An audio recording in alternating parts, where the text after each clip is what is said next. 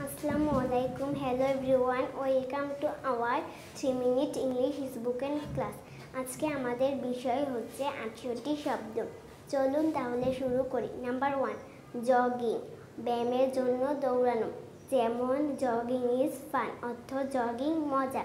Number 2, fast food, অর্থ fast food. যেমন it is not good to eat too much fast food, অর্থ বেশি fast food খাওয়া ভালো নয়। নাম্বার 3, ট্রাফিক লাইট, অর্থ ট্রাফিক বাতি। যেমন for you safety check the traffic light, অর্থ তোমার নিরাপত্তার জন্য ট্রাফিক লাইট লক্ষ্য করো। নাম্বার 4, সাবওয়ে, অর্থ পাতার রেল। যেমন I take the subway to the office, অর্থ আমি অফিসে পাতার রেল দিয়ে যাই। নাম্বার 5, ট্রেন স্টেশন, অর্থ রেল স্টেশন।